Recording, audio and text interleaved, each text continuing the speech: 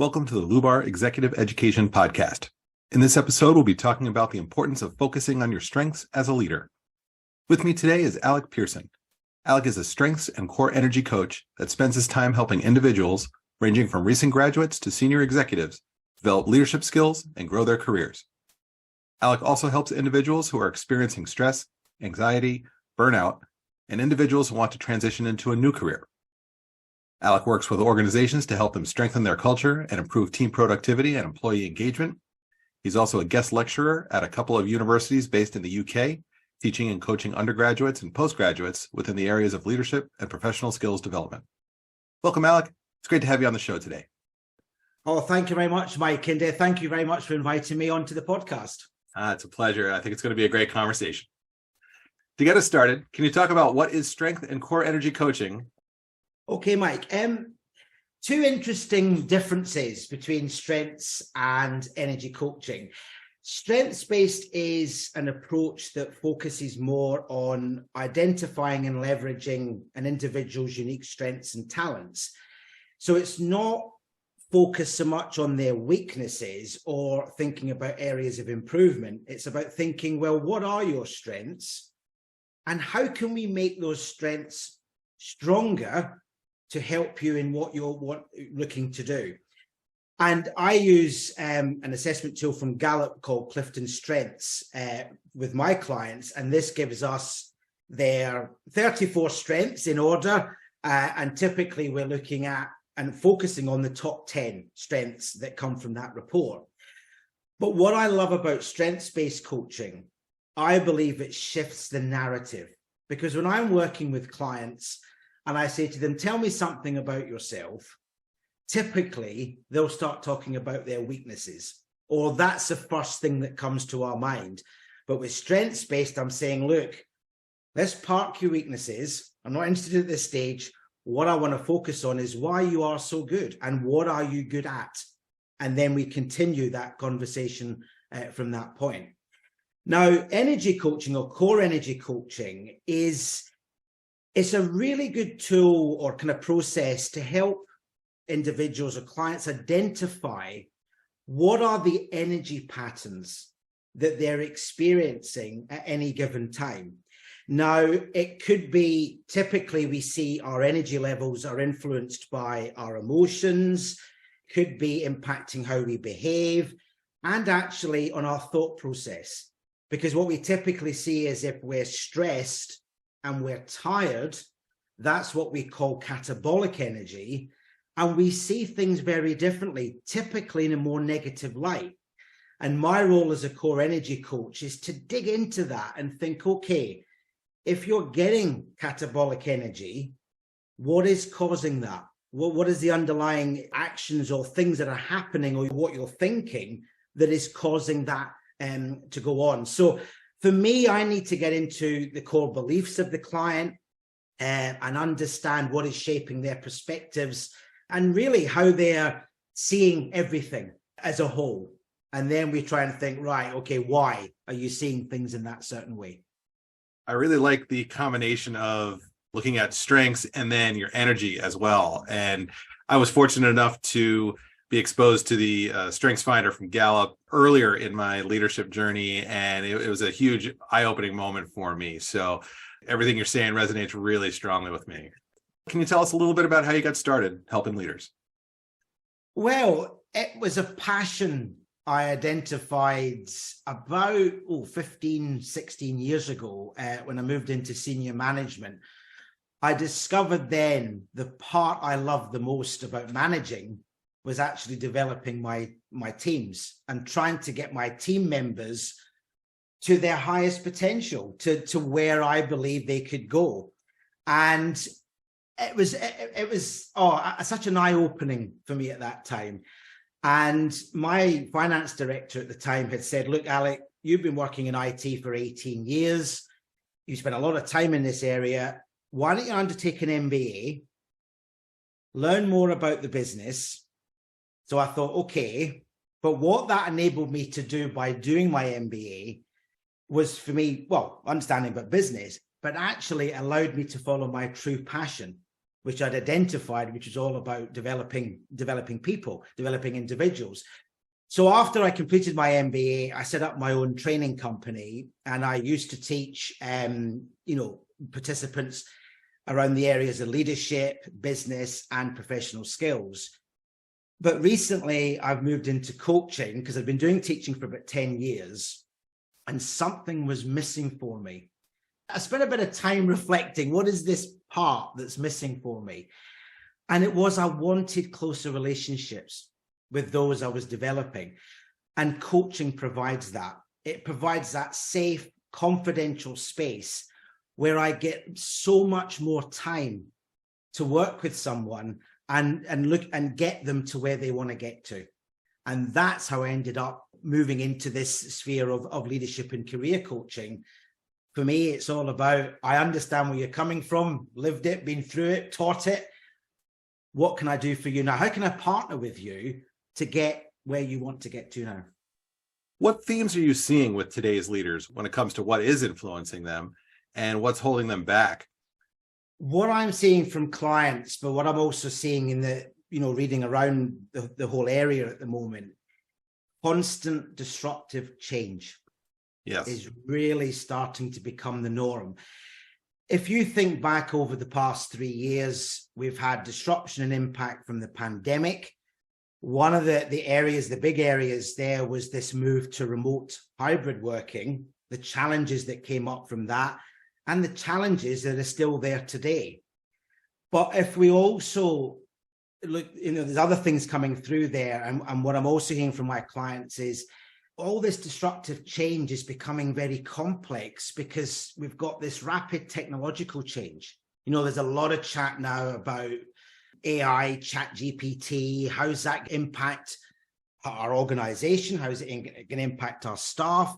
So all that's going on for leaders at the moment, plus the economy at the moment. I mean, globally, there's a lot of disruption happening there, and also around the political, social, and environmental pressures that are coming out.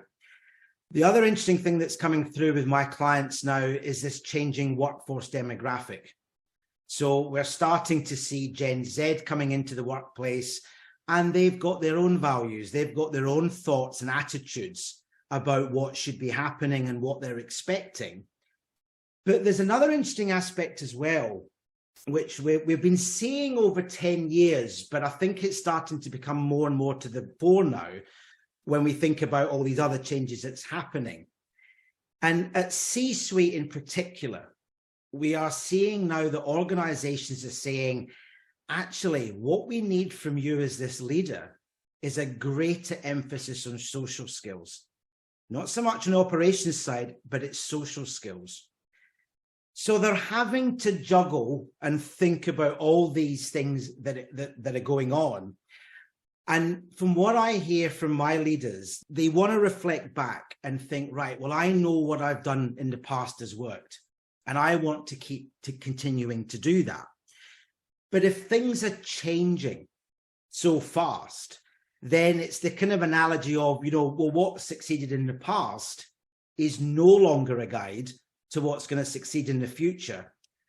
And this is raising the next question, or the kind of next thought about our 21st century managers, is that, well, they can't or they don't have all the answers because it's actually becoming impossible now. So there has to be a kind of relook and rethink about, what are we going to do to be that effective leader? What is it we've got to do? But there's more. I mean, kind of what I was giving you there was more lots of external factors. But the other thing we're seeing now, and there was some recent reports from Gallup and McKinsey on leaders and middle managers who are feeling they're undervalued, they're not being properly recognized. And as I said, that's maybe not just at the middle management leader side, it's extending to all staff.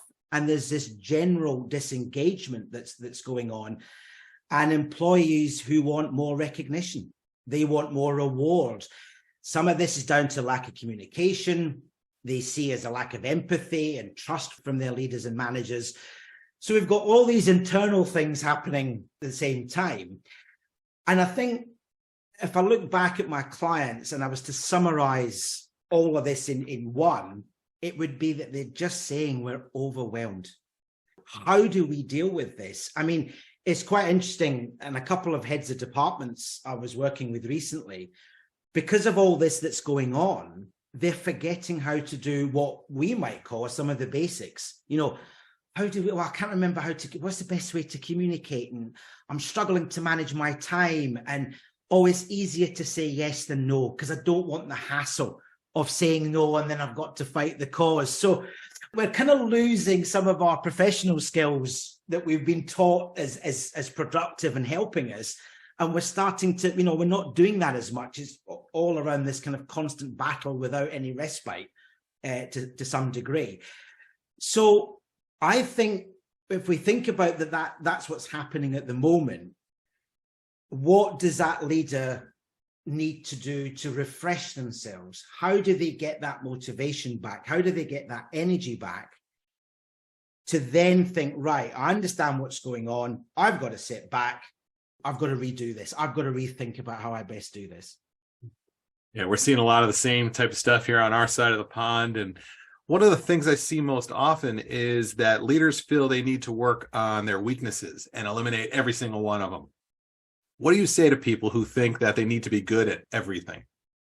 When I say it's okay to be vulnerable as a leader, you don't have it figured out. That was my mantra as a leader. I would tell my staff, look, I don't know everything. This is why I need you, because without you, I'm nothing. I've always, my team is the most important thing. And I said, look, I don't know it all. I will get it wrong. But let's all work together, because I see, we are all one team. And it was really interesting for me by saying that, and it was heartfelt because I meant it. I didn't just say it for the sake of it. It built authenticity and trust in my team. And suddenly I felt the team felt I was much more approachable. Any barrier they might have thought that was there was certainly no longer there. But again, if I speak to some of my clients, for them to admit, I don't think I can admit that. And that would be really bad for me to do that. But I think what we need to think about now, and linking back to what I said earlier, I think with all these challenges that's going on, we need this shifting mindset. And we've got to move away from these previous feelings that we thought we had to deploy or show to others as a position of strength, is actually maybe now becoming a position of weakness. Yeah, I couldn't agree more. And I know that was a huge hurdle for me earlier in my career, just thinking, I've got to be good at this and I've got to be good at that and focus on my strengths, but I've still got to get better at all these other things. And kind of keeping in with this theme here, are there instances where you would recommend somebody take time to focus on a weakness? Yeah, I mean, I think if we think we can't know everything, we can't do everything.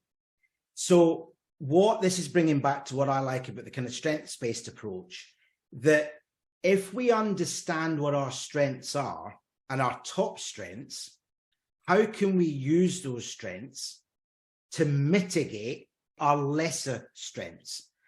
And I think if we can start to feel comfortable with that, then we can think, right, now we have this roadmap. We understand what our strengths are. So what is our roadmap or our plan to develop that further? Now, the common weaknesses I typically see with my clients is, I think communication, it becomes that biggest barrier. Sometimes there's this lack of empathy, there's this lack of EQ. And thinking back to what I said earlier about, Gen Z, for example, how you might communicate to a baby boomer or a Gen X, that might work for them. But what we have found in some instances, it doesn't work with Generation Z on average. So we've got to think, well, how do I build my communication or, deploy my communication that it resonates and it impacts those that are working for me, those that are part of my team. And I think that's key as well. But I think the other thing when we think about weakness, and again, I see this with clients, weakness, if we think we're weak or we're saying we're weak and we shouldn't be weak and we've got a problem with being weak, it starts to cause stress and anxiety.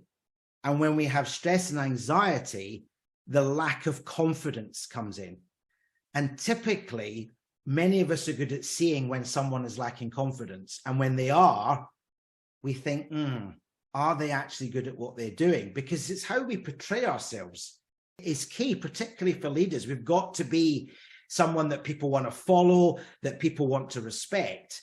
So again, if we understand that we can't be great at everything, we focus on what we're good at, that will also reduce our stress and anxiety and drive our confidence going forward.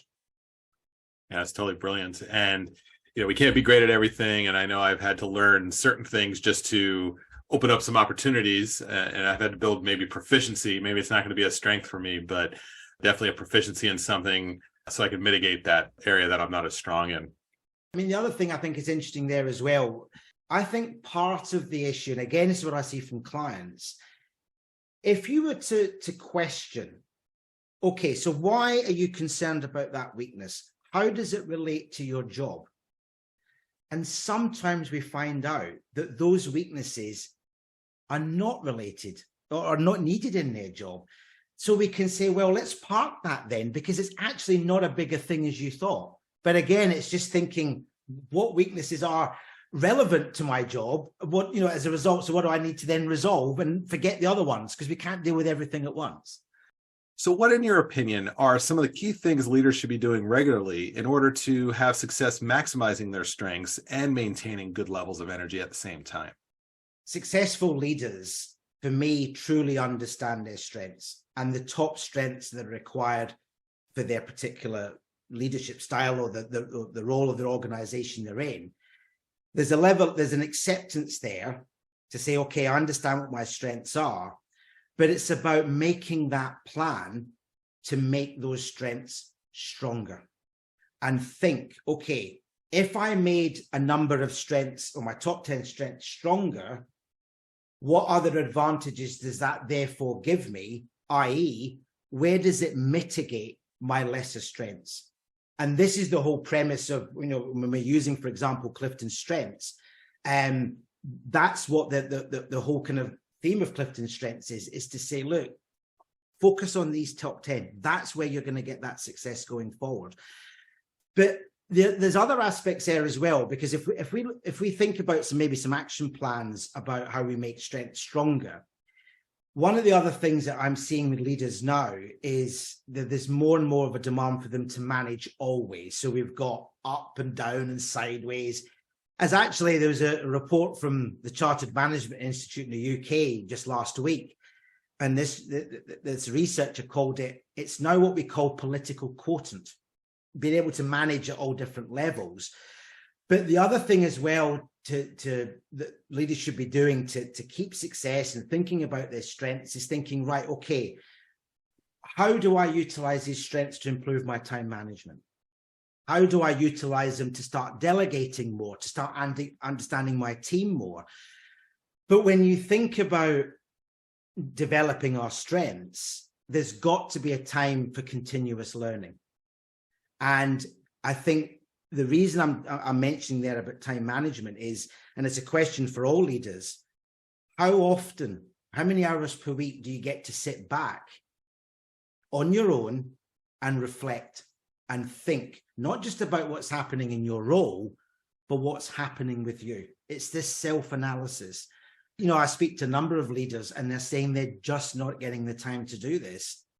But I come back and say, but if you make time to do that, how much time will that save you going forward in the longer run?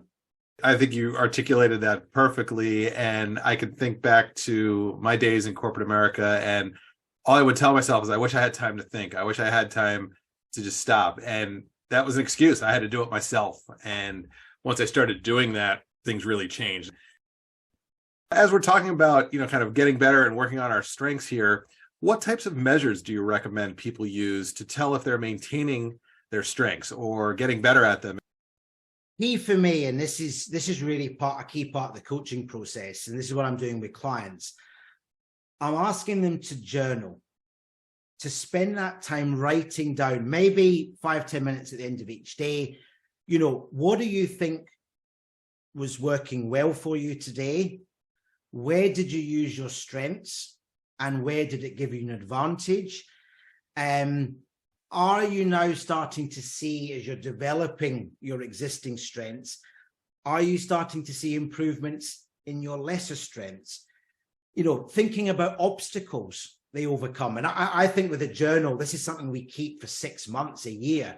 And I sometimes say to my clients, isn't it great 6 months on? Look, you're overcoming obstacles you couldn't overcome 3-4 months ago.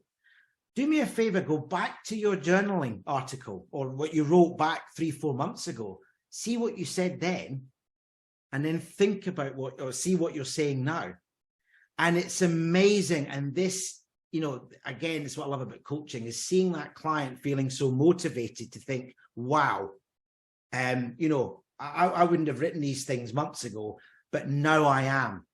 And we start to set the domino effect. Once one domino falls, they start to fall more quickly, and we develop those strengths faster and faster and faster, and we start to see the real results.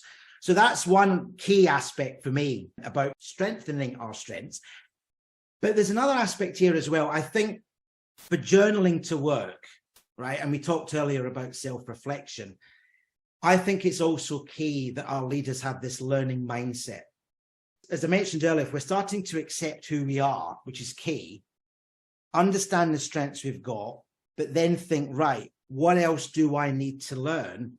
And accept we're always going to need to learn, right? I have some leaders that think, I've been working for 30 years, I know it all. Yeah, but too much has changed, as we mentioned earlier. So just keep learning, having that learning mindset, having that thirst. But I think a couple other things I think is important as well, and it's something I always did as a leader, get feedback from others. I believed wholeheartedly in 360-degree appraisals, where I would, appraise my staff, but I would say to them, yeah, but what do you see of me? Right. Because typically we are blind in our own actions. We don't normally see what we're doing sometimes, and others are great for that. So get feedback. And what we should see again with our journaling, self-reflection, which has been going on for a number of months, we should start to see some difference in feedback because other people will typically notice that. But there's another key thing as well, and I've mentioned Clifton Strengths as an example.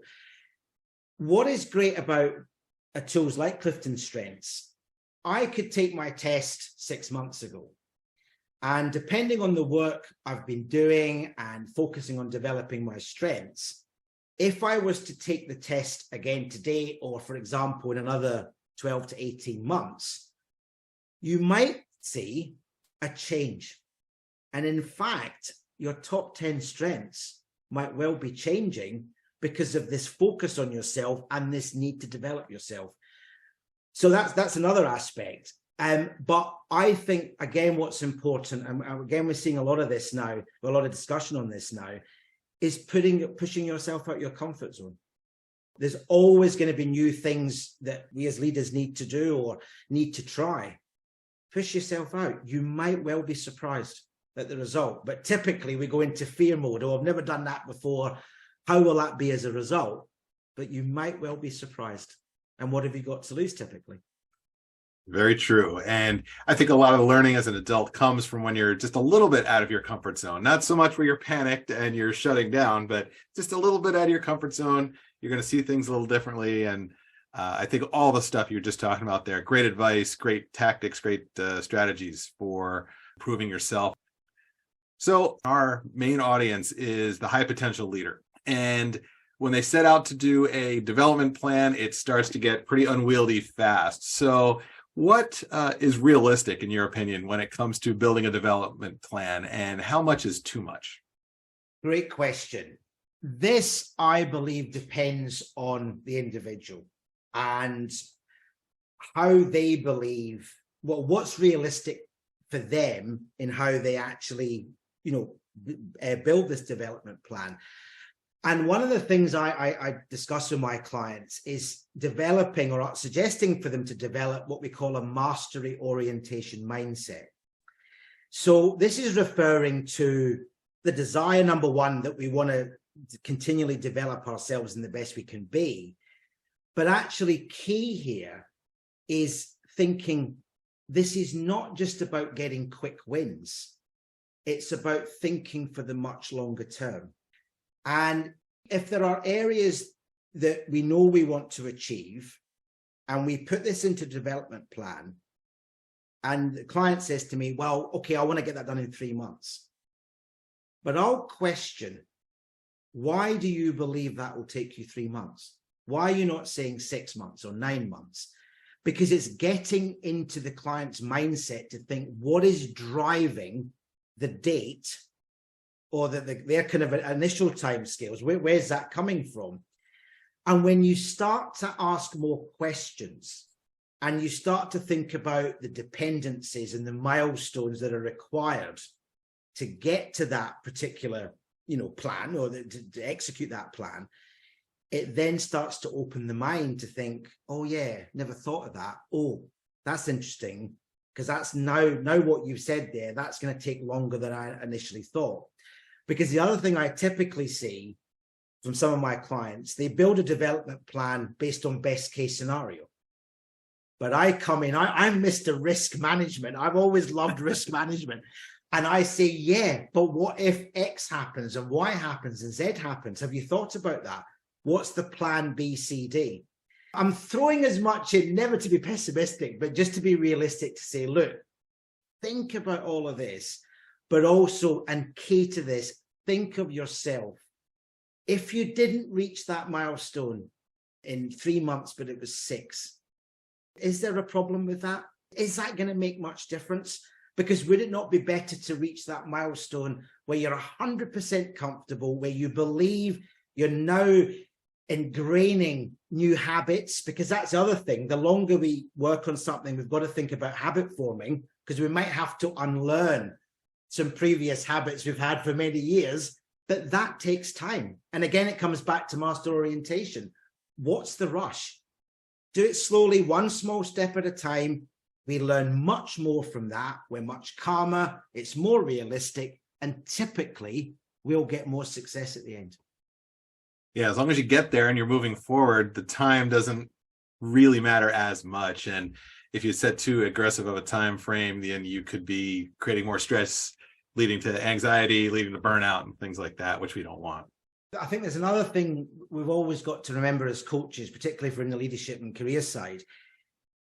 I deal mainly in the professional development area, but again, with leaders now, you've got to also take into account their family life, their personal life, because these can have knock-on effects. And there's been one client, it was a few months ago, developing themselves for work wasn't the issue. They had a plan, it was great, but then a family emergency comes in.